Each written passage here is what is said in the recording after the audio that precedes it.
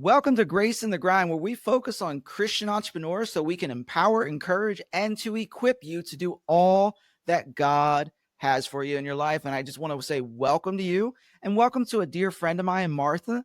She is the author of Going All In. And I'm going to say welcome to the show, Miss Martha.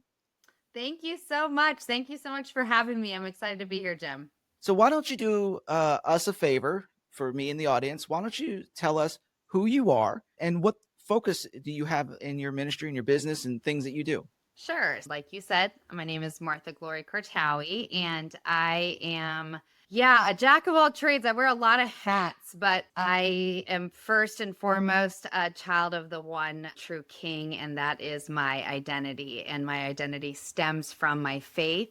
And I'm very excited to share that. But more than that, or on top of that, I'm also a coach, I'm an author, I have healing retreats and workshops, and I'm just really on a mission to help people that have experienced trauma and then they get stuck in it. And so it's really my passion to tap into that, help them reaffirm, re identify with life after trauma and what that means and what that really means to heal through it and get to the other side. So, with that being said, when you say what was some of the things that drove you to say, I want to help people with trauma? Because that seems to be a very messy thing to get into. What is that thing that drove you to that? Yeah. So, as you said, I have a book, and my book, Going All In, is my story of being a cult survivor. So, I was born and raised in a religious cult and spent my first 25 years there. And in that first 25 years, I experienced unimaginable trauma, physical, spiritual, verbal, sexual, just many different levels of trauma. And so, then I get out at 25 and I have to figure out how to navigate this big, crazy world that I know nothing about because I had been isolated from it for that first 25 years. And so it was a very daunting task for me to become a working part of this society that I knew so very little about. And so my healing journey has been over this last 20 years, and I have found ways to navigate, obviously, and I'm on the other side of it. The healing journey will continue but I have tools now, and I'm able to navigate appropriately, and I'm able to help others now to navigate their lives after trauma because I've gone through a lot in these 45 years. So, what was the awakening point? Says that where you said, "I've been through this. I've gotten some healing. Now I want to spend or dedicate my life to helping those that have been through it." What was that awakening point? I think the awakening for me was when I realized that there was power in sharing my testimony, that there was power in standing up and being proud of the woman that God has created me to be and given me that purpose and given me that passion and the ability to speak, right? And Mm. so I started sharing my story and I started realizing that people resonated with the pain of my story because we all have a story and we all have experienced pain in one way or another. And just because my story, the first 25 years is about a cult, I've gone through a lot of things after I got out of the cult. I went through divorce, I went through miscarriage, I went through financial devastation. I've been through a lot of different things that people resonate with. So it's not just the cult trauma. I've gone through a lot of life experience. And Right. so I realized that sharing my story was powerful because other people identified with the pain and it gave them kind of an outlet of understanding there might be purpose in my pain, right? So that they could start looking at themselves and looking at how they might be able to start healing. So you get out of this cult, right? And there's a couple questions I'm going to have about that in a little bit, but I really want to follow this line of thinking. So you get out of the cult, you experience your trauma, you have this awakening thing. What was step one like for those that are listening who may be in a similar situation in their own trauma? What was step one? So, step one for me was that I needed to understand what my trauma was. And going through the extreme traumas that I did, it was not very easy to identify because there was so much in understanding. There was so much to unpack. There was so much to understand. And there was so many different levels that affected my physical body, my spiritual body, my emotional body, my nervous system. I think the biggest step one for me was understanding that everything was connected. And what I mean by that is like understanding that the trauma that I had experienced in those first 25 years was literally stored on a cellular level in my body. And I had to find a way to get in order to start healing that part of me, right? And because the trauma was stored on a cellular level, I had to start within. And that was the big first step, was just understanding that everything's connected, mind, body, and spirit. I couldn't put my trauma in a box and just walk away from it. It was stored in the very essence of who I was. So how did that affect? So thinking through that is number one, thinking on it as a cellular level is wow. You don't really think of that. Like it goes all the way down to that level. But so then how does it affect or does it affect you as an entrepreneur? It did it kept me stuck, right? Like it took me years to get to this point where I was ready to be an entrepreneur. But understanding the journey that I have been through in order to get to this place where I'm an entrepreneur, that is where the power lies. That's where the understanding lies, understanding what I had to go through in order to get here. So that's the clarity, right? Is the journey, is understanding it's a journey, understanding it's a process, and understanding that I took that time, I took that energy, I took that focus in order to really look at me and to do the healing, to take the journey in order to get where I am now, an entrepreneur. So did you do that journey on your own or was it something that was a team sport? So a little bit of both. Healing from trauma is, yes, a very lonely journey because a lot of that work has to be done with you and you alone. But I couldn't have done it without people to help guide that healing. And that could have been people that helped me with different modalities, like my craniosacral therapist, my EMDR therapist, my hypnotherapist. Like I've met lots of people along the way that taught me modalities or did modalities on me that helped me to navigate this. So I say that it's both like an obstacle course, and it's also like a team sport where you need like an escape room where you need people to help you in different phases of the journey in order to get to the other side, but it's both simultaneously. So with that being said, what do you wish that were like more people understood about trauma recovery and getting through? What do you wish more people understood? That it's actually a choice to stay stuck in that pain. And I say that with the utmost empathy and understanding because I have been there and I feel that in such an intense way of understanding the loneliness that comes with staying stuck in your trauma and understanding that we tell ourselves all of these things that aren't true. We tell ourselves that nobody's going to understand our pain. We tell ourselves that there's no hope for us after trauma. We tell ourselves we're not good enough, or that we're not smart enough, or that we're not strong enough, or that we're not brave enough to do the work that's required in order to help us on this healing journey. But those things are not true. So with that, then so I think where I'm really want to get down into with this too, because this is some powerful stuff. My gosh, not only are you helping people, you have the results of the things that you've gone through, which is so refreshing in the coaching business. Like being a coach, because there's so many out there who are, for lack of a better word, charlatans. They want to give you results they never got them themselves. So number one, that's super powerful. What was the level of through this whole thing, the level of frustration that you had to navigate in your healing? Like I know there's a lot of times where you want to yell, scream, cry, quit, all those times. Walk us through some of that. Wow, Jim, I love, love, love this question because first of all, I've done a lot of podcasts and nobody's ever asked this in this way. And I think it's really important. It's really important to understand that this is a journey. And yes, there was frustration, there was anger, there was nights of crying. There were nightmares. There were like, this is a journey that I committed to, some 13 years ago, where I said, I'm ready to take my life back. I'm ready to find healing in my physical body, my emotional body, my spiritual body, my nervous system. I'm ready to do the work required. And it hasn't all been pretty. It's been really hard at sometimes. But looking back now, in all of the things, the sleepless nights, the crying, the begging my husband to just hold space with me as I went through the things that I went through in order to heal through the things, because you have to feel it to heal it. You can't just snap your fingers and heal it. Like, you have to feel it again and you have to heal through it.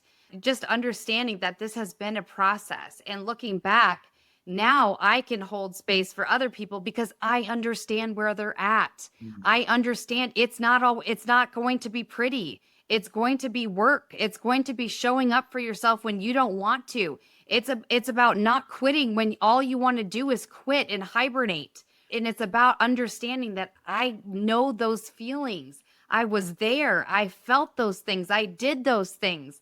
But somebody didn't quit on me, and that somebody was me. That somebody was me. And so now I want to be able to share that with others so that they can be their biggest fan. They can be their biggest support system. And until they're equipped to do that, I'll be that for them, right? I'll cheer them on. I'll support them. I'll do those things because I was them. I was there. I was stuck. I was in physical pain. Like, my physical body had broken down in so many ways. And I had to rebuild that on top of rebuilding my spirituality, rebuilding my emotional stability, rewiring my nervous system. Those are real things that I had to do. Rewiring my brain after all of the trauma that I experienced. And just understanding that this has been a journey, and like this, but this has taken 13 years of consistent work. And it has not always looked this pretty. It's like, I love myself and I'm really proud of the woman that I've become. But I Right. think it's real to say that's not what it always looked like. I was Right. grossly overweight. I had chronic issues, and like, it was a journey. So how you already hit on it, like you didn't want to quit. How did you not quit? Like when the frustration was so high, how did you just stay the course? Because I would get a little teeny glimpse of little wins. And what I mean by that is, because what the physical manifestation was the thing that you see from the outside, right?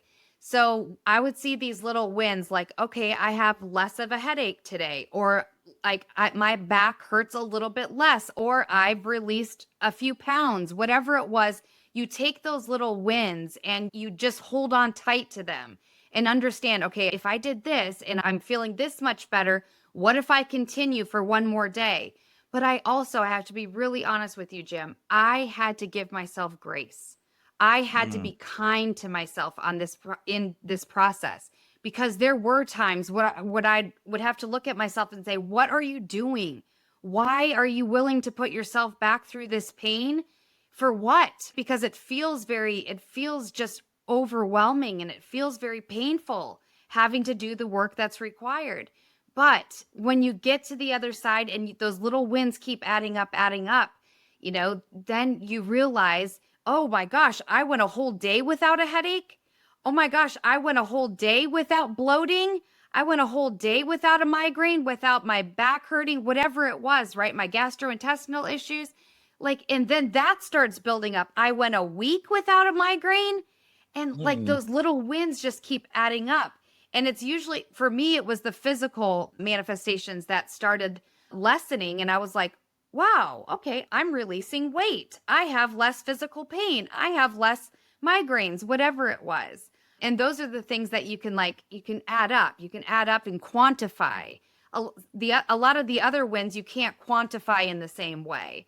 Just the way that my brain was able to have more clarity. That was a huge thing for me, where I wasn't feeling constantly anxious and overwhelmed and triggered. Like, when those became more and more separated and I wasn't constantly stuck in that kind of Mm. overwhelm, that was huge. Like, I remember those moments. And I had to give myself grace until that next moment. So you've used that a couple times and about giving yourself grace. What does grace look like? Because there's a lot of times where I think in this space of healing, we just want to ignore the problem as if it doesn't exist and call it grace. So what does grace look like for you and how did you develop that? I love that. It's another great question.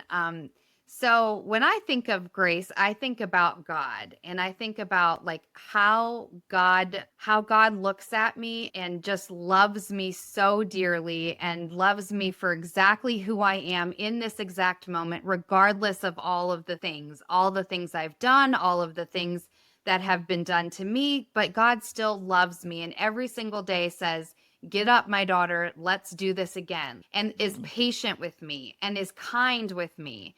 And when I feel that love from God, I can't help but to want to give that back to myself.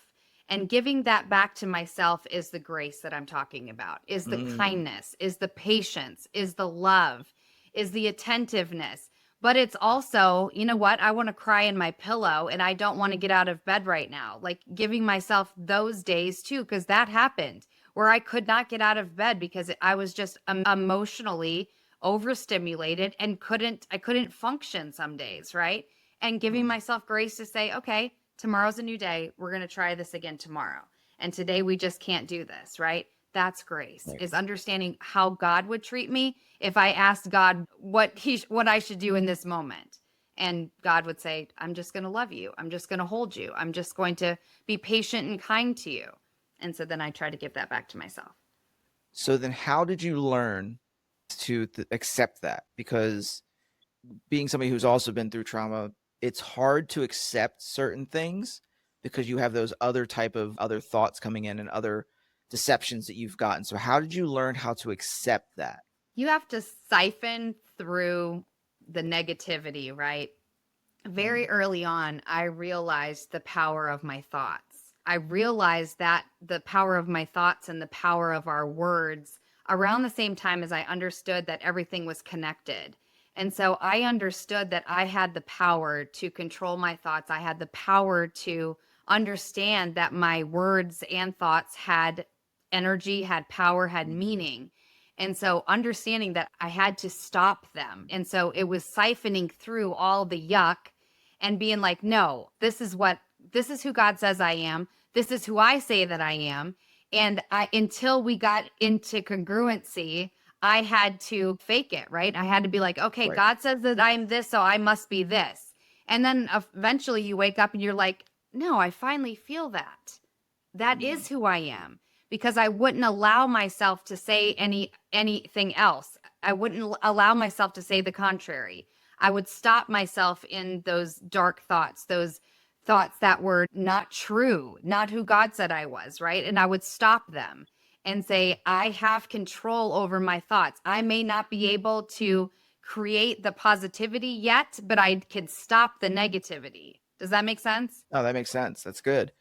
It's good. It's very hard to do, but very good. But I love it. As a side note, something really interesting, just a side note, which I thought was funny. I say I release weight too. I don't lose weight. I release it because I don't want to find it at some point. So I love that. Just want 100%. to throw that in there because I thought that was great. Thought that was funny.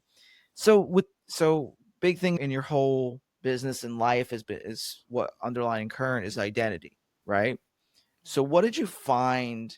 How did you find that your identity shifted before being entrepreneurial and now that you have an entrepreneurial coaching business and all that? Like how was the difference in the two? And how in the shift like before and currently and what effect did that have?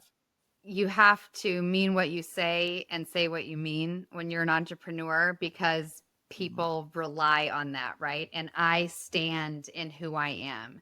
And so I cannot be a coach or a speaker or write books if I'm not authentic and if I'm not honest and if I'm not in integrity and in alignment with who I say I am. And Mhm. that was less important before I became an entrepreneur because I was doing a job, right? But when you Right. become an entrepreneur and everything matters and everything counts and everything is your brand and everything comes down to who you are and who you say you are, then you better be able to stay in alignment and stay in integrity, or that will all fall apart very quickly. That's good. That's really good. How did you find that through this process, your relationship with God? How did you find that? Did that increase? Did that strengthen? What was the process in that? I love telling this story, but I'll give you the acorn version of it. But when I left the cult or escaped from the cult, I was angry at God. I wanted nothing to do with God. I wanted far away from God. I just wanted to move on with my life, and I wanted to just do it my way because I felt like God had abandoned me. I felt like God had allowed all of these horrible things to happen to me in his name. And I just didn't understand how God could be real if these things had happened to me under the perversion of God. So I didn't want anything to do with God. I married a Muslim, and we built a family and a life together. And he didn't have a practicing belief either, even though he was Muslim. He wasn't a practicing Muslim. And so it didn't matter what I believed. That wasn't a thing that we shared. And then I started on my healing journey, and I realized just how lonely it was. And so I realized that I needed to believe in something bigger than myself. And I know that ever since I was a small child, like I had a connection to God. I had a connection to who God was to me. And so I had to re identify with that connection, that childlike innocence of who is God to that child before all of the abuse happened, before all the trauma happened. And in that questioning, I found God again. And I realized that I'm never truly alone if I have God and if I have that personal relationship. And so that allowed me to open my heart again to God and allowed me to open my mind up again with regards to faith and regards to God. And my journey became a hell of a lot less lonely once I allowed that to happen. And I'm really grateful for that because that's been a pinnacle of the shift in my experiences when I found my faith again. So you mentioned cult a lot because you're from a cult. You healed from a cult. What do you feel is like a misunderstanding that people think when they think the word cult? Because it's very thrown around a lot lately, or at least in the last little couple of years. What do you think is a misunderstanding, like a truth that people need to really understand about cults? Again, great question, Jim. The You're absolutely right. There's so many misconceptions about cults. One of the biggest misconceptions that I hear about cults all the time is that only dumb people join cults. And that is the furthest thing from the truth. My parents who joined the cult, I was born into the cult, so I didn't have a decision in joining. I was born into it. But my parents are very well educated, are very smart. But the reason they joined is because they were looking for community. They were looking for Mm, something to belong to. And they got sucked into a movement, right? My parents were hippies. They were searching. And so that's the biggest misconception is that dumb people are the only ones that join cults. No, people join cults because they want to belong to something. And the other misconception is that a cult was always bad. And that's not the truth either. Our cult started out as being kind of working together to create a community, to help each other live off the land, to help one another grow and thrive in their businesses and in their endeavors. And then the ego and money and sex went to the head of the leader, and that's how things turned badly for our group. Excuse me. So that's a misconception. Cults don't always start out bad because who would join something that was bad? There's so many misconceptions about cults, but that's a great question. It's just understanding that when you are in it, you don't know that you're part of a cult because you're mhm. brainwashed, you're controlled, you're Right. isolated. So, also, like, people will say, how did you not know? How would I know? This was literally all I knew. I was Right. born into it. I knew nothing to compare it to. That's another misconception. You don't know you're in a cult. Who would Hmm. stay in a cult if they knew you were in a cult, right? I love that Absolutely. question, and I could go on and on about But misconceptions, yes, but especially if you're born in the one, you would never know. It would just be like, oh, this is just life. On the outside looking in, what would you say one or two things are that people can say, oh, here's my red flags for as they're joining different things? What are a couple red flags that would say, if you see this, you need to run? I would say the biggest red flag is if they take away your freedom to think, to ask questions, if you're not allowed to ask questions and you're just told what to believe, run. Or if you are told that you are not allowed to speak to your friends, your family, your community, and that because you are special and that you need to separate yourself, they are trying to isolate you. They are trying to control you, right? Those are the two big ones. There's plenty of other ones again, but those are the two biggest ones. Do you find yourself being able to spot cults pretty easily now since you've been in one? Fortunately or unfortunately, yes. But so as we run down and we land the plane of this episode, what is a wisdom bomb? Because and you guys who have been listening, if you've heard any of my other episodes, you know that I do a wisdom bomb. Follow me on Lead with Jim on Facebook and a few other socials. You'll see a daily wisdom bomb where I give you a quick statement that says, boom, and you can put it applied in your life. So with that being said, Miss Martha, what is a wisdom bomb you would leave to the listeners that they can just take with them as they leave this episode? So surviving trauma is not a death sentence, but it does take love and giving yourself permission to heal. And it is a journey that you have to commit to in order to do it, or you will allow it to be your death sentence. That's powerful. That's powerful. And you've heard it here, guys. So with that being said, how do we find you so people can connect with you? I'm on social media, Martha Glory Kartaoui or Martha Kartaoui. So you can find me on social media, Facebook and Instagram and LinkedIn.